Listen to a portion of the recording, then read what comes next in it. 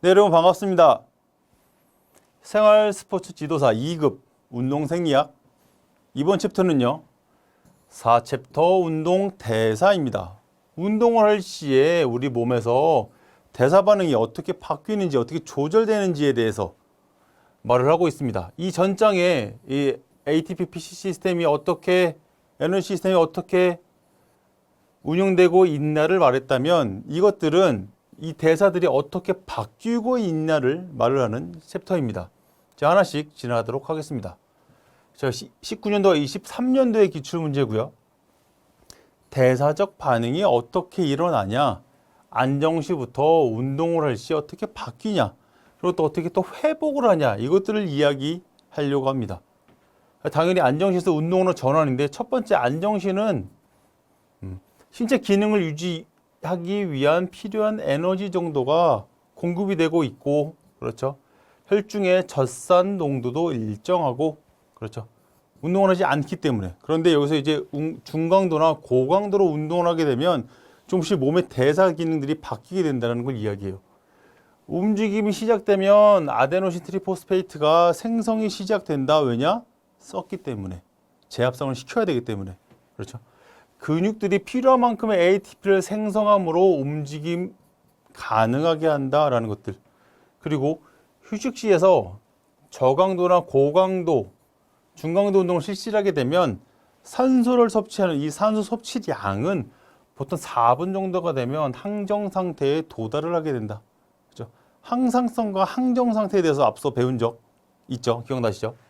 자, 그 다음에 산소 결핍이 생기게 된다라는 것이 우리 몸 안에 운동 초기에 산소 섭취의 지연에 따른 산소의 부족 현상을 바로 이 산소 결핍이라고 한다. 따라서 운동 후에 초과적으로 산소를 섭취를 하게 된다. 그렇죠? 산소 섭취량이 순간적으로 항정 상태에 도달하지 않는 이유는 무산소성 에너지가 ATP 생산에 기여하기 때문이다라는 것들. 또 하나는 근육 내의 PC, 포스포크레아틴 농도가 급격하게 저하되는 것들. ATP의 생산은 운동의 첫 1분 동안 가장 높고 그 후에 점차적으로 낮아진다. 다시 말해서 결론적으로 항정 상태에 도달하게 되면 ATP 생산은 유산소 시스템으로 전환을 하게 된다. 그렇죠? 기억나시죠? 지금 에너지 시스템이 변화되는 이 과정들을. 그렇다면 운동이 끝났어요. 운동이 끝나고 우리 몸에서 그동안 썼던 것들을 채워 넣어야 되는 시간이 온 거잖아요. 쉽게 생각하면. 그 회복기의 대사적 반응이 무엇이냐라는 것들. 첫 번째는 EPOC라고 해서 초과 산소 섭취량이라고요. 운동을 막 하다가 운동이 끝났어요. 그렇다고 운동이 끝났으니 더 이상 호흡을 하지 않아도 된다? 일정한 호흡으로 다시 내려가도 된다가 아니잖아요. 운동이 끝나도 이 거친 호흡이 계속 몇 분 동안은 이어진다는 거죠. 이게 바로 초과로 산소를 더 섭취해야 되기 때문이죠. 왜냐하면 운동 초기에 호흡이 지연됐다라는 거예요. 다시 말해서 운동을 막 시작했는데 첫 번째부터 이 운동 강도에 맞춰서 호흡이 막 가빠라지지가 않는다라는 거죠. 호흡은 점차적으로 증가하기 때문에. 점차적으로 증가하기 때문에 처음에 호흡을 모자랐던 이 산소의 결핍량을 운동 후에 채워주는 거예요. 쉽게 생각하면. 그게 바로 초과로 산소를 섭취하는 양이다. 그래서 EPOC라고 표현한다. 이것들은 어떻게 결정되냐면 운동의 대사율의 규모, 얼마나 오래 했는지, 그리고 얼마나 고강도로 했는지에 따라서 달라진다는 거죠. 천천히 걷기를 했는데 걷기가 종료된 시점에서 고강도 운동하는 것처럼 무릎을 꿇고 이렇게 숨을 쉬나요? 아니라는 거죠. 고강도 운동을 오랫동안 해야지만 산소 섭취량이 초과로 더 많아질 수밖에 없다는 걸 이야기하고 있어요. 고강도 운동에서 APOC가 큰 이유는 무엇인가요? 열 생산과 체온이 높기 때문에 이걸 낮춰주려고. 그렇죠. 고강도 운동을 장시간에 하면 몸에서 계속적으로 열 생산을 하게 되고 체온이 높아지게 된다는 거죠. 그렇기 때문에 EPOC가 크게 된다는 거예요. 또는 PC가 다 큰 범위로 고갈이 된다. 그리고 PC가 다 고갈이 된다. 그리고 재합성을 하기 위한 산소가 필요하기 때문에. 또 하나는 낮은 젖산 농도는 포도당 신생합성에서 젖산이 포도당으로 전환하기 위해서 많은 산소가 요구되기도 한다는 거죠. 이 락테이트가 다시 포도당 신생합성에 의해서 젖산이 포도당으로 전환하기도 한다라는 거죠. 하나의 에너지원을 쓰기도 한다라는 것을 이야기하고 있어요. 그리고 에피네프린과 노르에피네프린의 수준이 높기 때문에 EPOC가 크게 된다. 그러나 이것들이 가장 중요한 점은 시간과 강도에 따라 달라진다. EPOC에 영향을 미치는 요인들을 정리했습니다. 호르몬이 상승됐기 때문에, 심박수가, 호흡수가 상승했기 때문에, 체온이 상승했기 때문에, 근육과 혈액에 다시 산소를 저장해야 되기 때문에, 젖산염, 이 락테이트가 다시 포도당으로 전환해서 에너지원을 쓰여야 되기 때문에, 근육에서 포스포크레아틴이 재합성되어야 되기 때문에, 그래야지만 다시 ATP를 만들 수 있기 때문에, 그래서 산소 부채 또는 운동 후 초과 산소 섭취량 같은 말입니다. 이렇게 부릅니다. 고강도 운동에 따른 대사적 반응은 무엇이 있을까요? 라는 겁니다. 지속시간과 강도에 영향을 미친다. 무조건이에요. 이건 정말로 중요한 거죠. 운동을 얼만큼 했고 어느 강도로 했냐에 따라서 달라질 수밖에 없다는 거. 우리 몸의 대사 기능은, 대사적 작용은. 단기간의 고강도 운동이요. 간헐적으로 100m 달리기를 한다. 또는 파워리프팅을 한다. 이게 단기간의 고강도 운동이죠. 간헐적의 격렬한 운동, 2초에서 한 20초 정도가 소요되는 이 운동, ATP-PC 시스템에 의해서 ATP가 공급이 된다. 이해하고 있죠? 알고 있죠? 이 전장에 배웠으니까 우리가. 20초 이상의 고강도를 하게 되면 그 다음 뭐예요? 무산소성 해당 작용에 의해서 ATP가 공급이 된다. 그렇다면 시간이 더 지나면 뭐가 나와요? 유산소성 시스템. 45초 이상 지속되는 고강도 운동은 ATP-PC 시스템 해당 작용 그리고 유산소 체계, 유산소성 에너지 시스템이 나온다. 그렇죠. ATP-PC 시스템, 무산소 시스템, 유산소 시스템. 그렇죠. 이렇게. 이게 뭐에 의해 결정된다? 지속시간과 강도에 영향을 미친다. 영향에 따라 미친다. 그렇죠. 장시간 10분 이상을 운동을 하면 유산소성 대사가 나오고요. 산소 섭취량의 항정 상태는 대개 적당한 거리의 최대 하의 운동 중에 계속 유지가 된다는 것들. 또 하나는 점중부하의 운동이에요. 점증적으로 강도가 세지는 점중부하의 운동. 보통 이것들은 체력을 테스트할 때 많이 쓰는 방법입니다. 러닝머신, 즉 트레드밀 위에서 달리기를 하는데, 그렇죠? 이 강도를 점차적으로 높여주는 거예요. 트레드밀 위에서 달리기를 하는데 이 강도를 높이는 방법은 크게 두 가지가 있겠죠. 첫 번째는 이 벨트의 속도를 빨리 하는 것. 두 번째는 경사를 높이는 것. 이 경사와 속도를 같이 높이게 되면 점증적으로 부하가 세지는 거죠. 이게 바로 점중부하 운동. 그 호흡으로 인해서 유추되는 것들이 바로 최대 산소 섭취량 VO2 맥스라고 표현을 한다. 최대 산소 섭취량.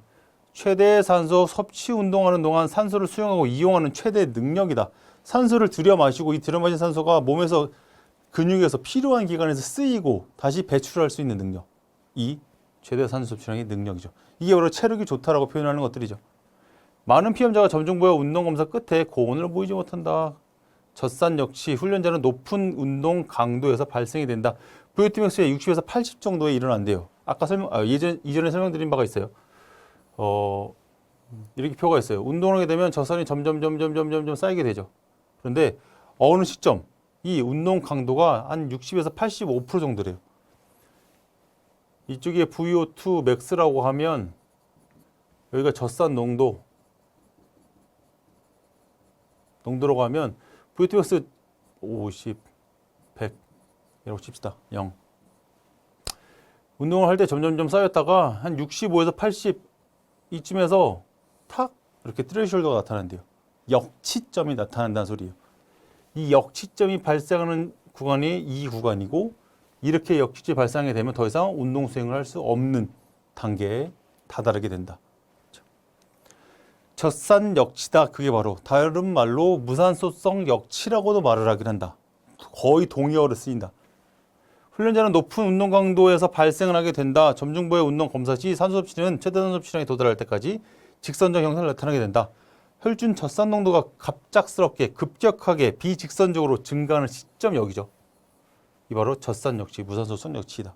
그렇다면 하나 생각해 볼 만한 문제가 있어요. 이렇게 두 가지.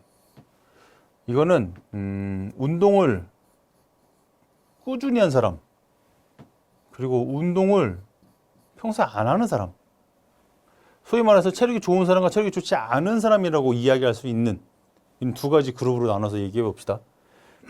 운동을 하는 동안에 운동을 한 그룹에서는 이 젖산 이 역치 시점이 뒤에 와요. VO2max에 뭐 70, 80 이렇게 온다는 거죠. 근데 평소에 운동을 안 했던 사람들은 이 젖산 역치라는 것은 젖산의 혈중이 계속적으로 쌓이기 때문에, 근육에 쌓이기 때문에 더 이상 워킹을 할 수, 일을 할 수 없는 상태에 다다른단 말이죠. 그렇다면 언트레이즈 된 사람들, 훈련을 하지 않은 사람들은 이 역시점이 짧아요.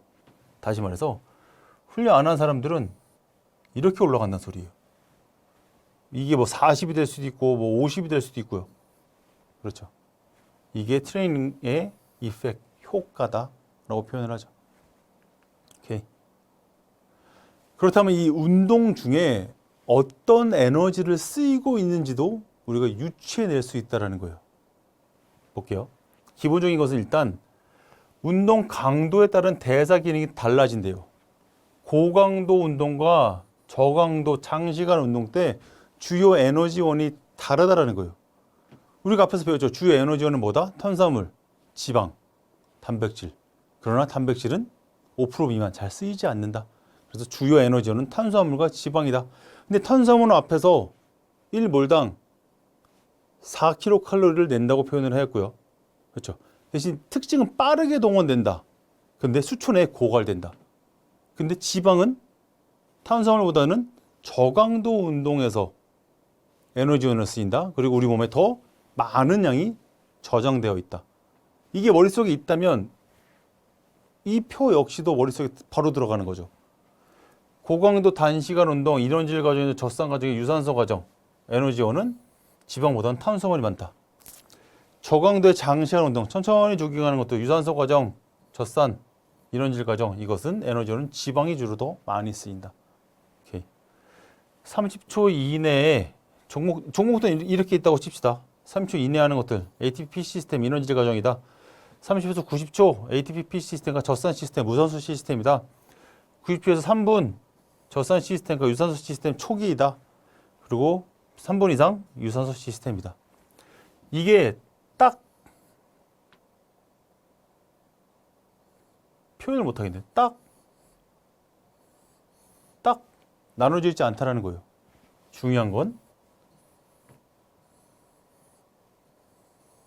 오버랩 되어 있다는 거예요.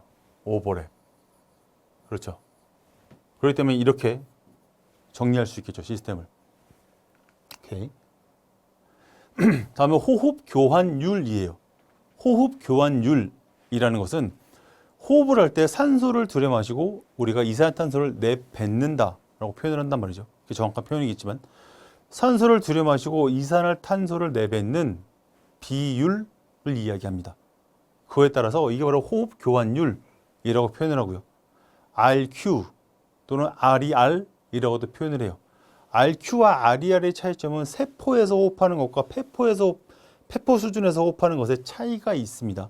그러나 이 RER 값들을 먼저 이야기를 해볼게요. 다시 말해서 이산화탄소의 생성량과 산소 섭취량의 사이의 레이시오, 비율, 이게 호흡 교환율이다요. 그렇죠?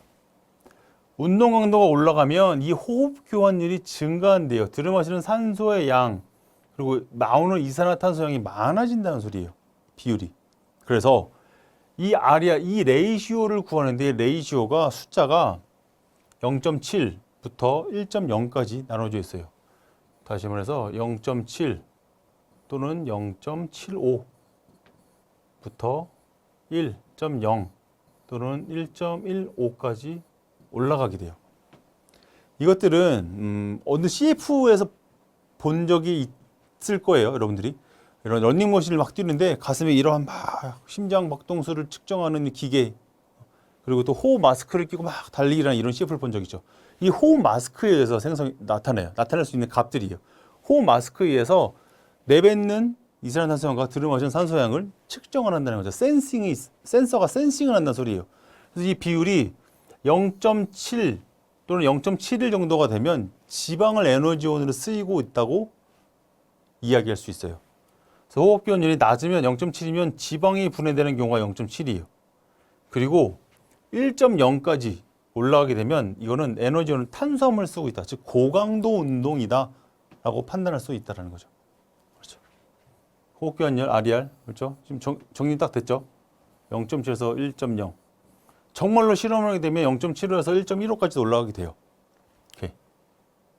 왜냐하면 러닝머신 위에 서서 이 호흡 마스크를 쓰는 순간 살짝 긴장도가 오기 때문에 이렇게 나타나는 거죠.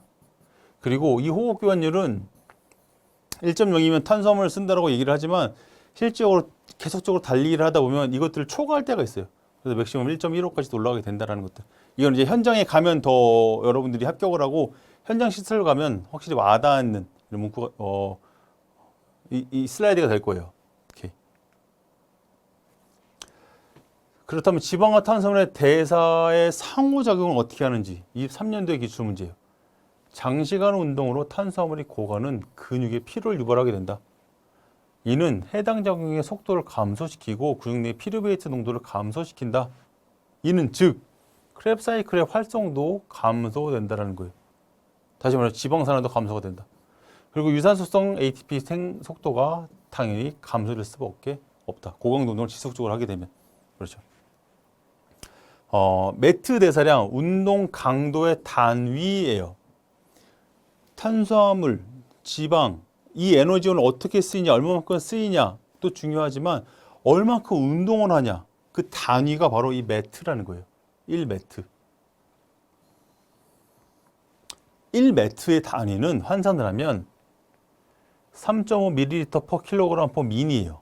다시 1매트는 산소 1리터가 1분당 여러분의 측정하는 사람의 체중 1kg당 산소를 3.5ml를 쓰는 거예요. 이게 1m라고 표현을 합니다. 그렇죠? 그에 대한 방정을 지금 느끼 있죠. 오케이. 에너지의 연속 체계와 무산소성 역치예요. 젖산 역치, 무산소성 역치를 비슷한 시점으로 본다고 분명히 표현을 했어요. 그렇죠? 18년도와 19년도의 기출 문제입니다. 무산소성 역치는 유산소성 에너지 생산과 무산소성 에너지 생산 사이에서 분기점이 되는 트레시홀드가 되는 이 시점, 되는 운동 강도를 의미한다. 아이고, 이렇게 올라가는 이 시점, 역치점이라고 표현하죠. 무산소성 역치를 초과하여 운동할 경우 무산소 해당 과정의 결과로 젖산이 과잉으로 축적이 된다. 어디에? 근육 및 혈액 내에. 그렇게 되면 결국엔 운동 수행을 할 수 없게 되는 거죠. 스탑하게 될 수밖에 없다는 거예요. 무산소성 역치가 높은 선수, 높은 운동 강도에서도 유산소 대사 과정을 이용을 한다. 다시 이렇게 올라가는 이 시점이 트레이닝 된 사람은 늦게 온다는 거예요. 그러나 트레이닝이 되지 않은 사람들은 빨리 온다는 거죠. 이걸 얘기하고 있어요. 작은 피로와 지속적인 운동 수행이 가능하다. 무산소성 역치가 높은 사람일 경우. 선수 이꼴 사람. 자, 그렇다면 운동 강도를 측정을 해야 돼요. 얼마만큼 운동하느냐. 방금 운동 단위는 1매트, 3.5ml per kg per min이라고 표현을 했죠.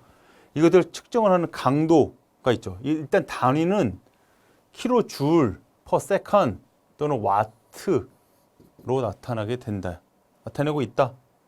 자전거 에어로미터나 트레드밀을 이용한다. 트레드밀은 러닝머신이고 자전거 에어로미터는 고정식 자전거를 이야기합니다. 실내에서 타는.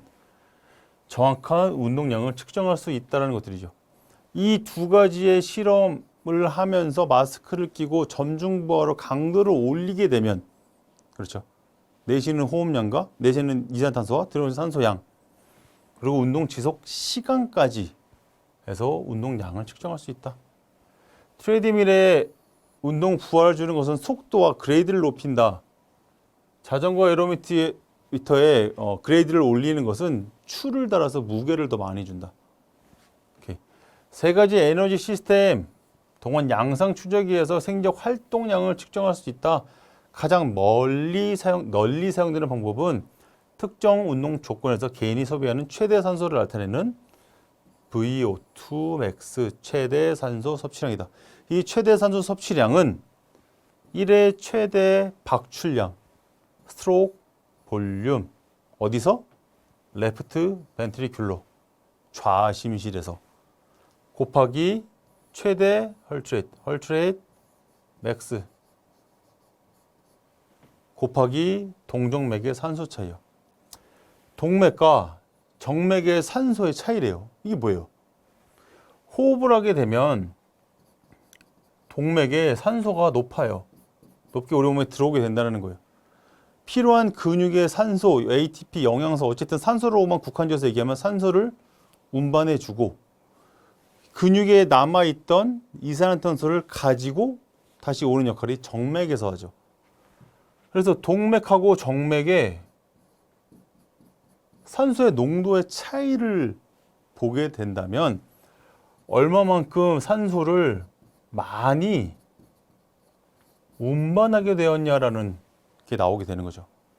다시 말해서 VO2 max 즉 최대 산소 섭취량은 최대 1의 박출량, 뒤에 배우겠지만 심장이 이렇게 있다고 하면 이 좌심실에서 레프트 벤트리큘러에서 혈액을 빵 짜주는, 그렇죠? 이게 체순환이죠. 우리 몸을 도는 체순환.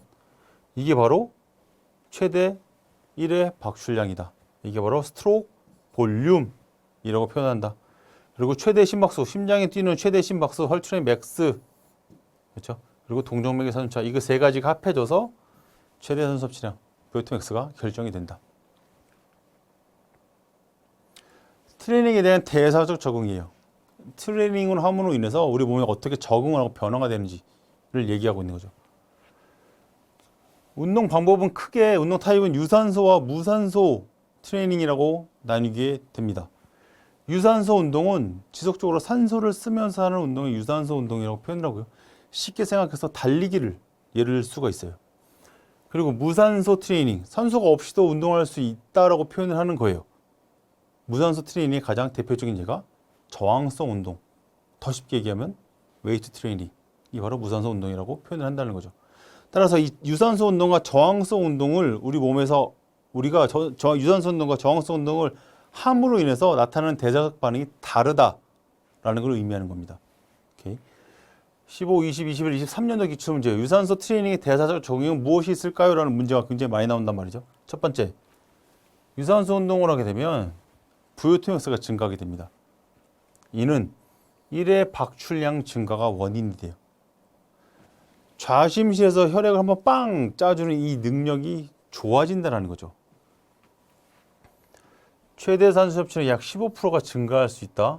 비운동자는 더욱 높은 비율로 향상할 수 있다. 무슨 소리냐면 트레이닝을 계속한 선수인 경우에는 최대 산소 섭취량이 증가할 수 있는 이게 맥스라고 치면 이미 선수들, 트레이닝을 많이 한 사람들은 이미 이 수준까지 올라와 있다는 거예요. 그래서 이만큼밖에 더 높일 수 있는 공간이 없다라고 하면 운동을 아예 안 했던 사람들은 이 VO2 max가 애초에 아주 낮으니까 올라갈 수 있는 공간이 많다라는 걸 얘기하고 있어요. 자, 1회 박출량의 증가, 심실의 이완기 말 혈액량의 증가와 수축기 말 혈액량의 감소로 이해한대요. 심장을 먼저 배웠다면 이게 머릿속에 확 들어올 겁니다. 자, 심장이 쿵쾅 쿵쾅 뛰어야 가장 노멀하게 얘기를 하면 쿵캉 했을 때 심장이 이완됐을 때 혈액이 들어오는 양이에요. 그리고 쿵 심장을 짜줬을 때 심장이 혈액을 짜줬을 때 혈액이 나가고 남은 양 10리터의 혈액이 들어왔는데 9리터의 혈액을 짜줬어요. 10리터의 혈액이 들어왔는데 심장을 수축을 하고 난 뒤에 보니까 1리터의 혈액이 남았어요. 1리터가. 그럼 9리터가 나간 거죠. 이걸 얘기하는 거예요. 이게 심실의 이완기 끝 말에 혈액량이 커지는 것. 그리고 수축기 말 빵 짜주고 제일 뒤에 혈액량이 없어진 것. 감소. 당연하죠. 이게 바로 1회 박출량이 증가되었다고 판단할 수 있겠죠. 이야기할 수 있겠죠. 미토콘드리아의 크기와 수의 변화, 그리고 모세혈관의 밀도가 증가하였다. 미토콘드리아의 크기와 수가 변화돼서 그래서 ATP를 만들어낼 수 있는 능력들이 향상이 됐다. 그리고 근육 곳곳에 이 미세, 모세혈관, 조그만 혈관까지도 점점 많아진다. 모세혈관의 밀도가 증가하게 된다는 것은 그만큼 근육에서 산소를 많이 필요로 하다. 그만큼 능력이 좋아졌다. 오케이. 마이토콘드리아 호흡 증가로 인한 많은 양의 ATP가 생성이 된다. 미토콘드리아의 적응 현상, 산화적 효소의 활성화가 증가된다. 이러면서 ATP를 많이 만들어낸다는 소리죠. 지방대사의 증가와 근육의 글리코겐 활용이 감소. 다시 말해 지방대사가 증가를 하게 되고 근육의 글리코겐 활용이 감소가 된다는 것들이에요. 무슨 소리냐? 주요 에너지원, 별로 빨리 지방에 비해 빨리 고갈되는 탄수화물을 쓰는 것들을 좀 아껴두고 지방을 많이 쓰게끔 한다는 거죠. 그만큼 체력 수준이 올라왔다라고 표현할 수 있죠. 그렇죠. 젖산 생성의 감소, 젖산의 만들어지는 것들을 감소하고 제거가 증가된대요. 또나 골격근에서 지방산화로부터 얻을 수 있는 에너지 생성 비율이 증가하게 된다라는 것들. 골격근으로 모세혈관 수의 증가, 운동 중에 혈액이 공급이 원활히 된다. 왜? 모세혈관 수가 증가가 됐으니까 혈액을 더 많이 보내줄 수 있죠. 많이 보내줄 수 있는 길이 열리는 거죠. 지근섬유의 비율이 증가된다는 것들. 뒤에 설명드릴게요. 지근섬유의 비율이 증가로 지방을 에너지에서 동원하는 능력이 효율적이다라는 것들. 이 타입에 대해 파이버 타입에 대해서는 뒷장에서 설명드리겠습니다. 뒤에서. 그렇다면 무산소 트레이닝의 대사적 적응은 무엇일까요? 20년, 22년 기출문제예요. 자, 속근섬유의 비율의 증가라는 것들이에요. 속근섬유, FT, 앞서 말한 지근섬유, ST, 패스트 트위치 파이버예요. 빠르게 동원되는 에너지, 빠르게 동원되는 머슬 파이버의 타입이에요. 그리고 ST, 슬로우 트위치 파이버예요. 지근이에요. 속근이 아닌 지근. 천천히 동원되는 머슬 파이버 타입을 이야기한다라는 것들이. 그리고 근육이 커진다. 무산소 트레이닝에 근섬유가 증식되기도 한다. 이것들이 근육량과 근력의 증가를 만들어낸다. ATP, PC나 글리코겐의 저장 능력이 증가한다. 왜냐? 무산소 트레이닝에 의해서 골격근이 많아졌기 때문에. 근육이 많아졌기 때문에. ATP, PC 시스템과 무산소의 해당 과정에 필요한 효소 활동이 증가된다는 것들이죠. 무산소성 트레이닝을 통해서 무산소성 에너지 시스템이 향상이 된다고 이야기할 수 있겠죠. 근섬유당 모세혈관의 밀도가 증가된다. 그렇죠? 마이토콘드리아의 수가 크기가 증가한다. 건인대 조직의 양이 증가한다. 이는 곧 결합 조직, 커넥티브 티슈의 증가가 되면서 더 탄탄해진다. 표현할 수 있겠죠. 여기까지가 이 장의 정리입니다. 좀 어려울 수 있지만 그래도 머릿속에 잘 정리를 하셔야 됩니다. 꼭 잘 정리를 하셔서 이 챕터에서 나오는 시험 문제들을 꼭 놓치지 않게, 그리고 최신 기출 문제들이 어떻게 반영되고 나오고 있는지조차도 여러분들이 잘 머릿속에 정리를 하셔야 됩니다. 수고 많으셨습니다.